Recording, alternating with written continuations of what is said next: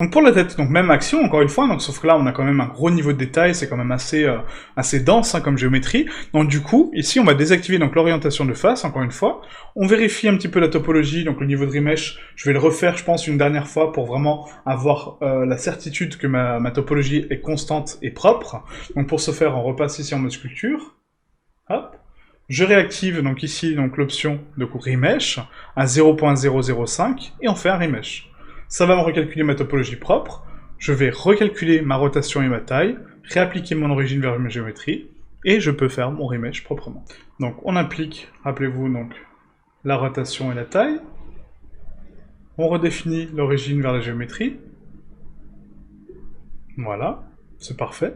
Et là, je peux faire un remesh proprement. Donc, encore une fois, donc ici, pour le face count, on va augmenter un petit peu, d'accord, on va pas laisser un 500. Là, c'est une tête, quand même. C'est pas quelque chose d'anodin. Donc, on va mettre à 1500. Je pense que c'est pas mal, hein, pour la tête. 85% encore une fois, l'adapt count. Une symétrie sur X, mais pas sur Y, forcément. Et on le remesh, encore une fois. Ah, donc la retopologie donc, de ma tête est terminée. Donc là, encore une fois, elle est parfaitement retranscrite. On a bien donc les cavités pour mes yeux, le nez, les oreilles qui sont bien défini.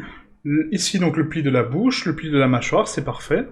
C'est nickel. Voilà, encore une fois, je peux avancer pour le nettoyage de cet objet. Donc, du coup, on va ici, donc, orientation de face, vérifier donc les normales. Normal interne, c'est bon. Normal de mes oreilles, normal de mon cou. Parfait. Mon objet est nickel.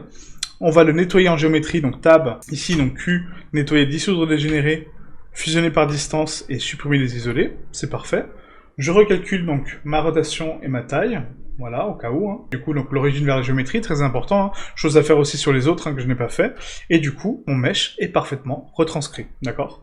Donc maintenant, on pourra donc le lisser sur l'ombrage. Lisser les normales également, donc à 180 degrés. Et là, c'est parfait. J'ai récupéré ma tête. Sans détail, certes, mais c'est le but. Et après, je pourrais recalculer le détail de mon sculpte par-dessus. D'accord. Donc récupérer toutes les rides, toute la peau que j'ai voulu donner, tout cet aspect organique, je peux le retranscrire après par une texture. Et c'est ça l'avantage de la retopologie, d'accord. C'est réduire donc le même mesh à un niveau en dessous de géométrie, pour après appliquer donc le détail en texture et pas en réelle géométrie, d'accord. Là, on a de la réelle géométrie, là, on aura du texturing avec la tête de base, tout simplement, ok. Voilà, donc la rotopo, donc je vais la classer donc du coup sur ma décoration ici.